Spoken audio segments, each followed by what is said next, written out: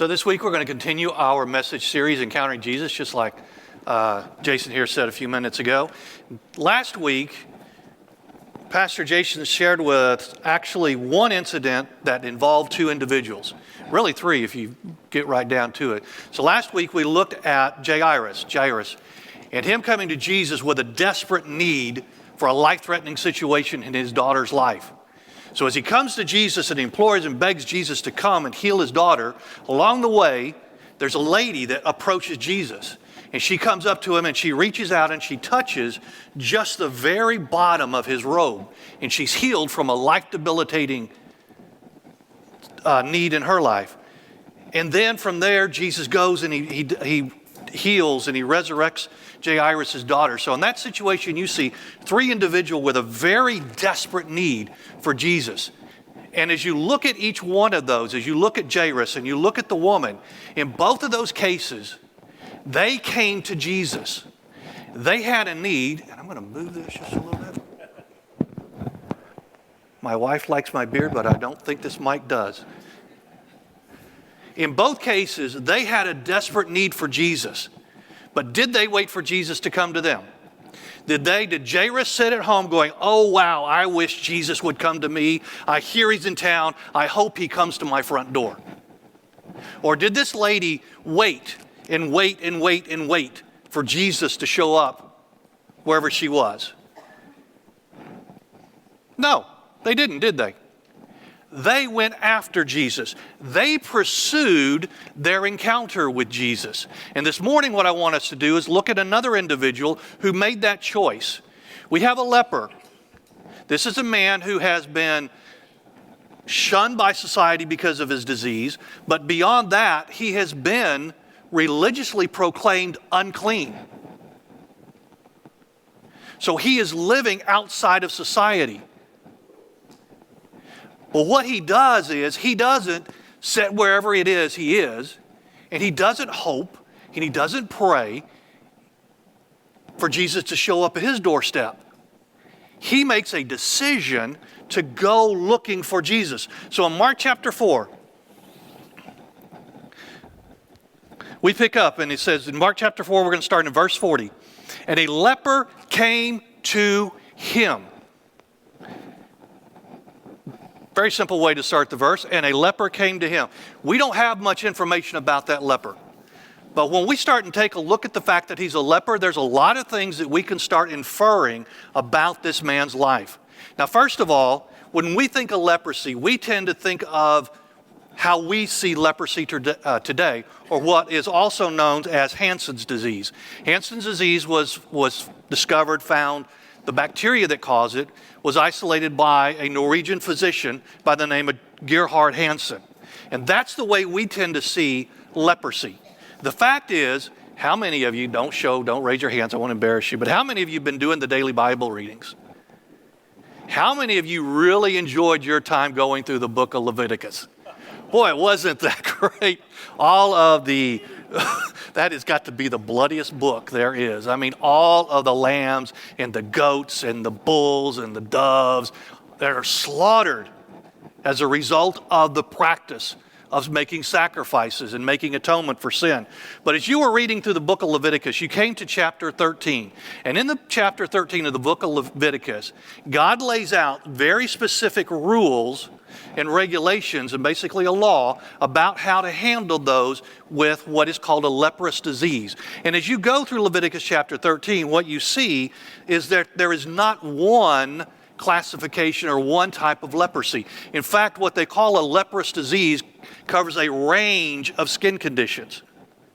And so if you had any type of skin condition, you had to present yourself to the priest and let him diagnose whether or not you had a leprous disease. And so that's what's happened with this man in his life, is he has had this skin disease and he has had to present himself to the priest, and that priest has said, you are a leper.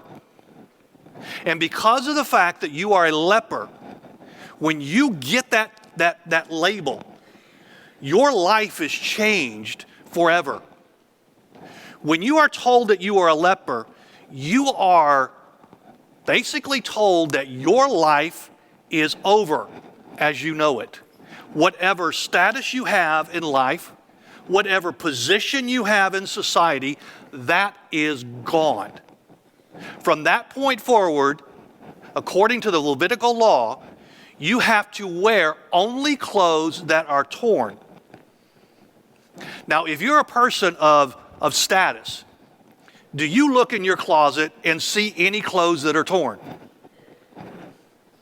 Do any of us really go looking for, except for work day, do we look in our closet and see, gee, I wonder if I have anything worn out today? No. We want to all look our best, which means whenever you are diagnosed as a leper, you have to take whatever clothes you have and you have to tear them. If you're a leper, you're not allowed to wear anything on your head. How many guys love their ball caps? Hey, and this is Texas. We love our cowboy hats, don't we? Well, whenever you're a leper, nope, you cannot do that. How many of us love, I don't have much up here, just to be honest with you, but how many of us spend a few minutes every day in front of the mirror? I do. I make sure that all three of my hairs are in the right place. When you're a leper, nope, your hair is supposed to be just shoveled. When you're a leper, you have to wear you have to wear something that covers, and in Leviticus chapter 13, it says you have to wear something that covers your upper lip. In other words, if you're a man, hey, this guy right here, I've had this for a long time, all right?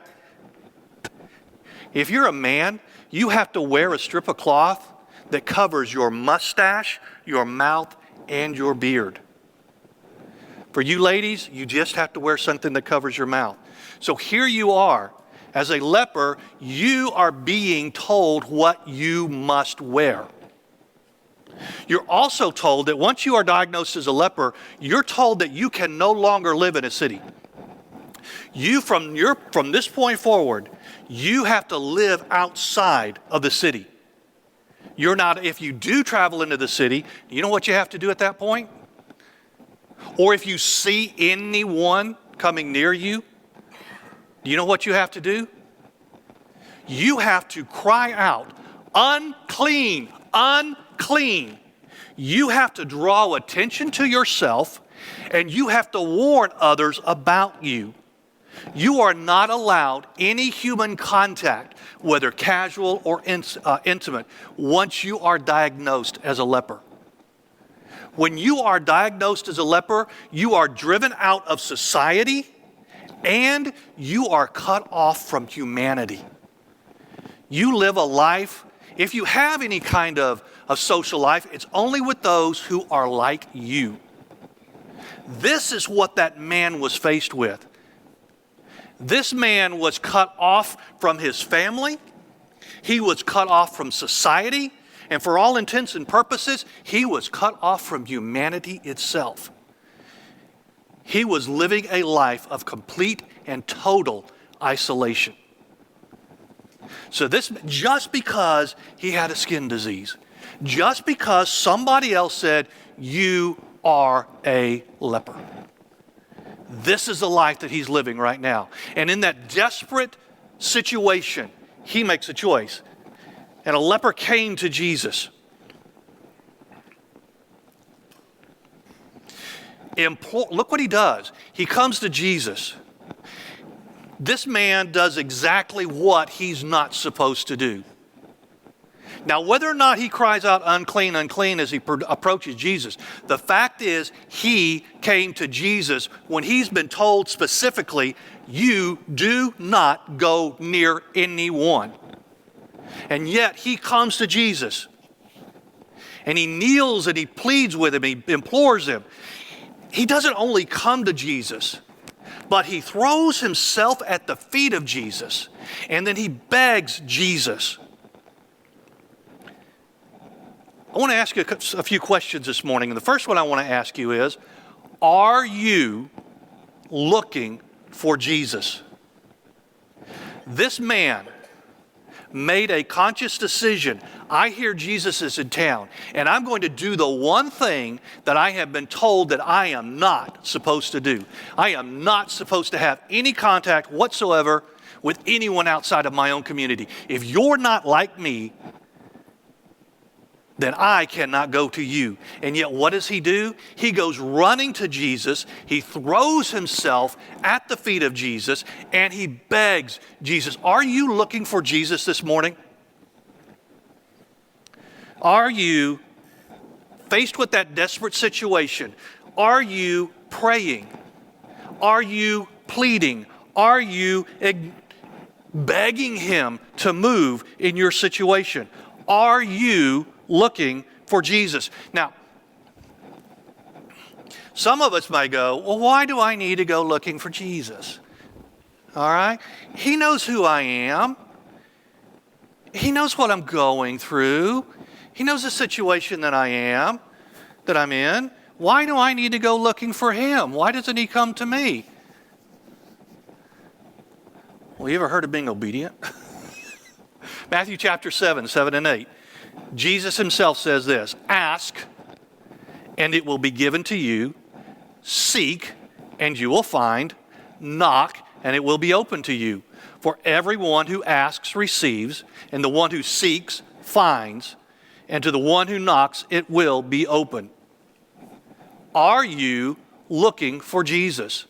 Are you spending that time in prayer?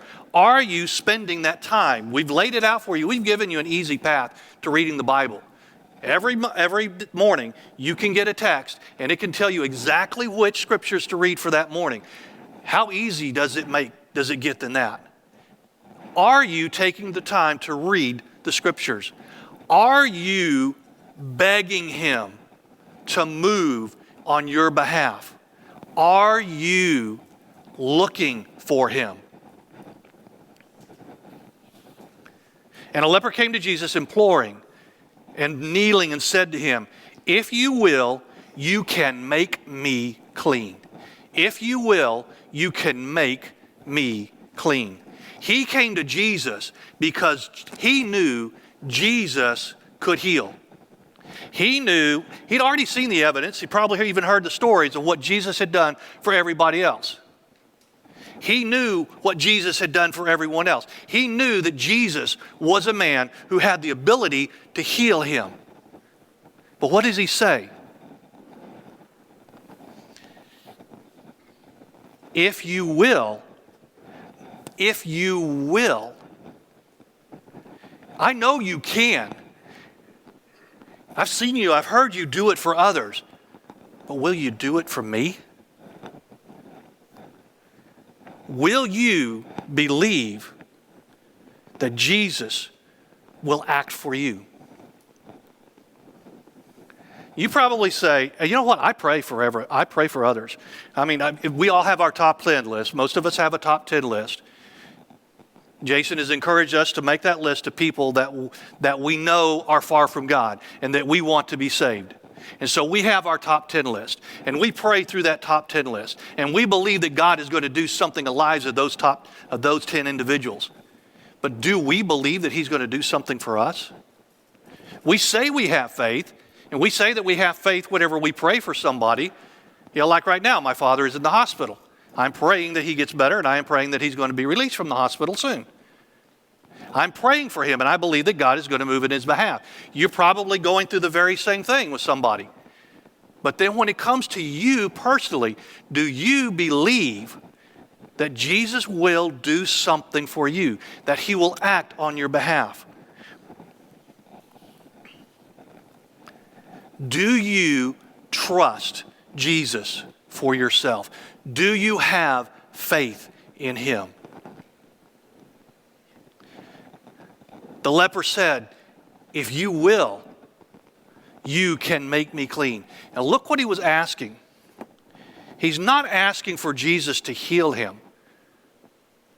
He doesn't say, if you will, you can heal me.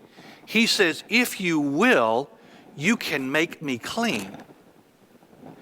When the priest pronounces you with leprosy, when he says you have leprosy, you are a leper, He has declared that you are an unclean individual. And with that proclamation, you are isolated from the rest of the world. What this man wanted was not just to be healed physically, he wanted to be restored completely and totally. He wanted not only the leprosy, the skin disease, to be healed, he wanted to be able to return to his family. He wanted to be able to return to society. He wanted to be able to return to humanity. And he says, Jesus, you can do this for me if you want to. Do you believe that Jesus will? Sometimes when we pray, I'm going to be quite honest, we pray for the bare minimum. If I could just pay this bill, if I could just make it through this day, if I could just have a good day with my boss. Sometimes, honestly, we just pray to get by. This man wanted it all. He wanted to be restored. He wanted to be clean. He was looking big. When you come to Jesus, pray big. Pray bold. Pray loud. Believe that he is going to act on your behalf. Moved with pity, Jesus stretched out his hand. What is the last thing that you're going to do with somebody who is a leper?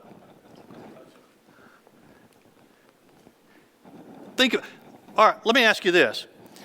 This man comes to Jesus. Now, do you think Jesus is standing in an open place all by his lonesome at this time? No. There is a crowd of people who have gathered around him because they want just what this leper wants. They want to hear him teach, but more than that, they want him to do something for them. What do you think has happened to this crowd at this point? They're gone. The moment they recognized that that gentleman had leprosy, they left. They gave him a wide berth. So at this point, this is a very intimate conversation between what? This man is not supposed to have any contact at all with any other individual. And yet here he is standing there having an intimate conversation with Jesus. And then what does Jesus do? Well, that's nice. I'm glad to hear that. Yeah, let's pray and see what we can do for you. Yeah, we might be able. No. He reaches out and touches the very person he is not supposed to touch. And he does it out of love. He does it out of compassion. He stretched out his hand and touched him and said to him, I will. He didn't say I can. He didn't say I would like to. I might. Yeah, probably someday. He said, I will. I will be clean. He didn't say be healed. He said be clean. And what happens to the man? And immediately, not tomorrow, not 3 days from now, here's whenever you are declared a leper, there is actually a little hope for you. If you believe that your skin disease has healed, then you can go to the priest and you can show yourself to the priest. And he'll look at you and he'll say, you know what? I believe you are healed. I believe your skin condition has cleared up. So here's what we're going to do. We're going to make some sacrifices for you, okay? And then we're going to isolate you for 7 days. Wait a minute, I'm healed. What do you mean you're going to isolate me for 7 days? Well, we can't take a chance. That's not what Jesus said. He says, okay, we'll wait 7 days. We'll wait. He immediately healed his skin condition. But in healing the skin condition, what did he do for that man? He restored that man. That man now could go back to the life that he had. For him, he no longer had to wear clothes that were torn. If he was a cowboy, he could start wearing that hat, and he could stand proud with that hat on. He didn't have to cover his mustache and his beard any longer. He could go back to his wife and his children. He could retake his place in society. He could join humanity again. That's what Jesus did for him. He not only healed him, but he restored him completely, and he did it immediately. Will you accept Jesus' answer? You're probably going, what kind of question is that? Well, of course I'm going to accept his answer. I mean, it's easy to accept his answer when his answer is yes. And that's exactly what the man got here. This man got a big yes. This man was healed. This man was restored. He could go back to his former life. What happens, though, like we learned last week? And the answer is wait. Think about what we learned last week as Jason was walking us through that situation with Jairus and the woman. Jairus came to Jesus with a life-threatening need for his daughter. And what did Jesus do? As he's going to Jairus' house, what does Jesus do?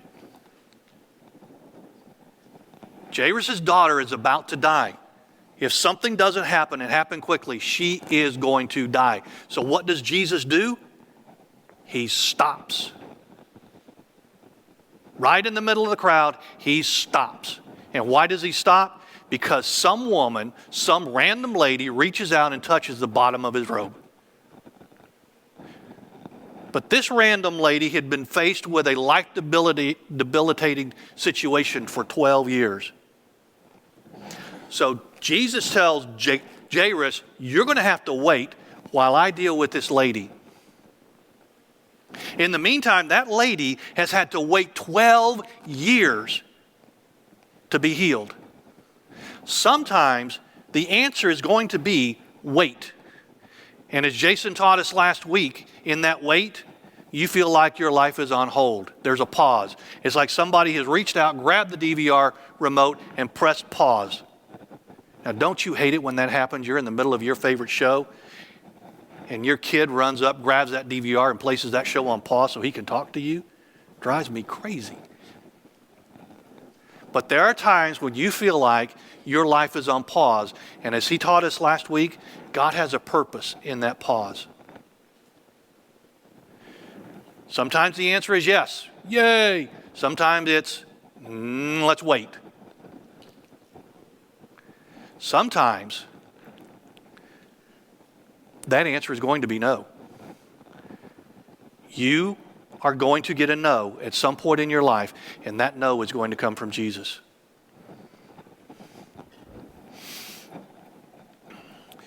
Way back in another life, I met a young lady in college. I fell in love with her. Man, I fell head over heels for that young lady. So we started dating, and shortly after we started dating, I get a phone call from her mom, and her mom says, she's in the hospital. They've just admitted her to the hospital. It looks like she's going to be here for a couple of days. So, okay, and I got to be honest, I'm the new guy in her life. So I, ask when I can come up and see her, and I go up and see her, and I'm talking to them. I find out that she's been diagnosed with a chronic colon condition. But don't worry about it. The doctors have told us that as long as she stays on the medication they give her, and as long as she monitors her diet, this should not be a life-changing situation. All right, we do what they tell us, we should be okay. Great. So she and I continue dating. Not only do we date, I propose to her, we get engaged, and we get married. You're probably going, to Julie? No. This young lady's name was Wanda. So Wanda and I get married, and we start our life together. So for the first 2 years of our life, we're doing what we're supposed to do as far as her condition goes. We are going to the doctors on a regular basis. She's taking her medicine. She's watching her diet. Everything seems to be going great. We're good. Life is good. We're young. We're in love. We're married. About 2 years into the marriage, though, she starts feeling bad again. So we make an appointment, go to the doctor. She ends up in the hospital for 2 weeks.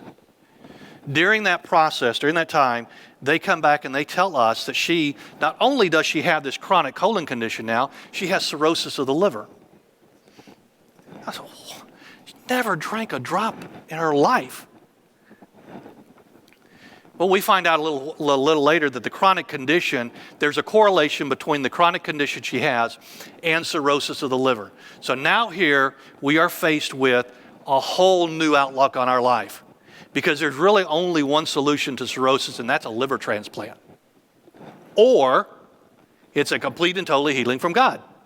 So what do you think we do? We start praying. We start believing that Jesus is going to heal my wife. My wife and I start praying. My family start praying.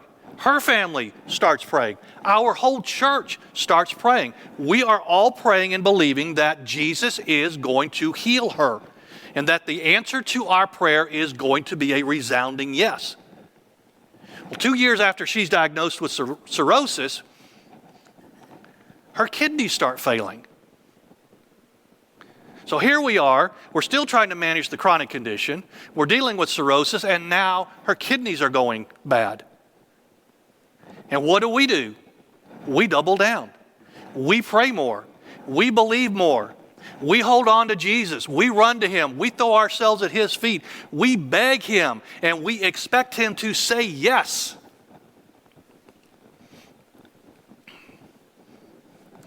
Then one Sunday morning, about 6 o'clock, after I've had to admit her again, she's in ICU this time. 6 o'clock Sunday morning, I get a phone call from one of the attending physicians, and I get my answer. And my answer is no. She passes away. She's gone.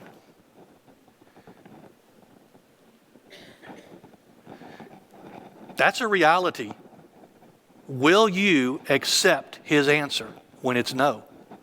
Great, we can accept it when it's yes. And okay, I can wait, I guess, if I have to, as long as the answer is not going to be no. But what happens when the answer is no? You know what I found out?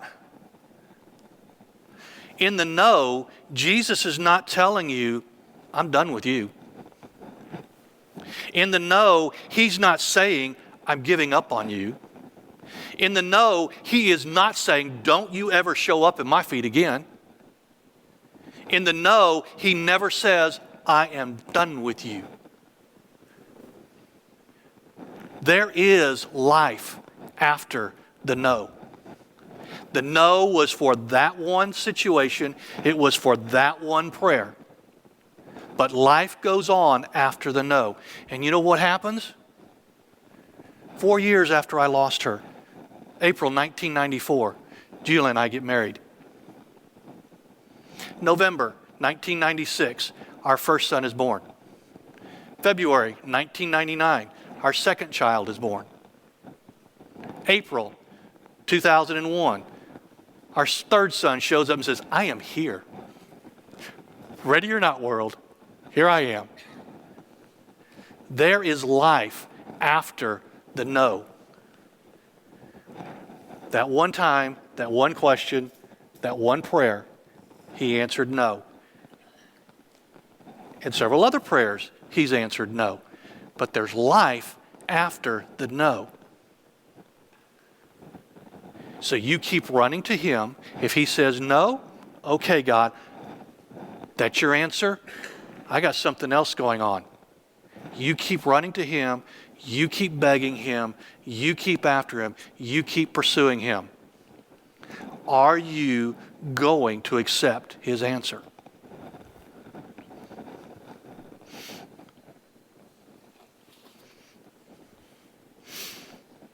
And Jesus sternly charged. So He's answered the man. He said yes to this man. He's not only healed him, He has completely restored him. Now, when God does that, how many of you are ready to shout it from the rooftops?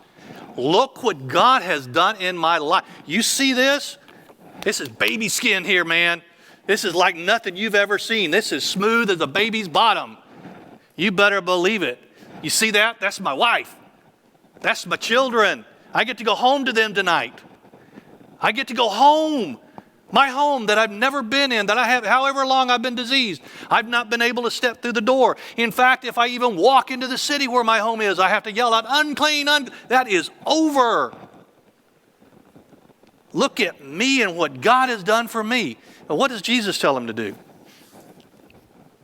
And Jesus sternly, you ever do that with your children? You get stern with them?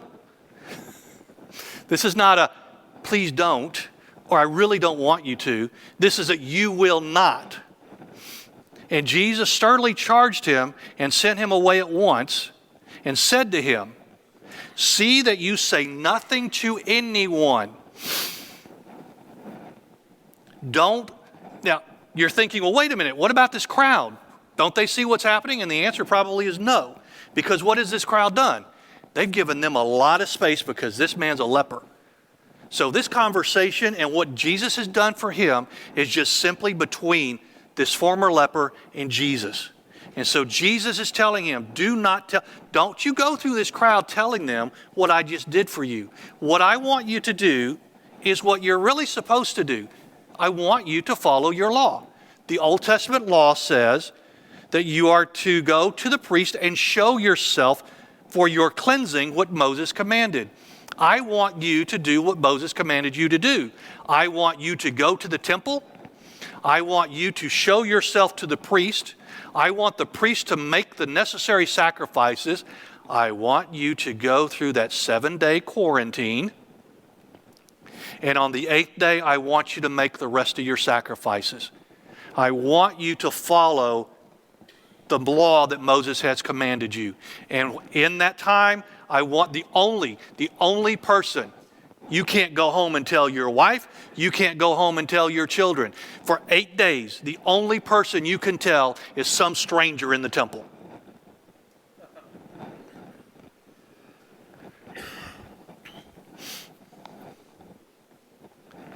Then we'll talk about talking about it.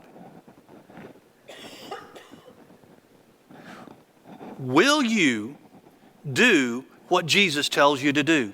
There are times when he gives you that answer, and with that answer is going to be instruction. He's going to give you something he wants you to do. Now, it's not like saying, okay, I made you clean, I healed you, I did this for you, now you need to do something for me. This is simply part of being a Christ follower. There is that part of obedience that comes along with following Christ. And so for this man, he tells him, I know what I've done for you. I know what you want to do. And please, do not do it. You need to keep your mouth shut for 8 more days. Are you going to do what Jesus tells you to do? But when he went out, this is how the leper chooses to obey.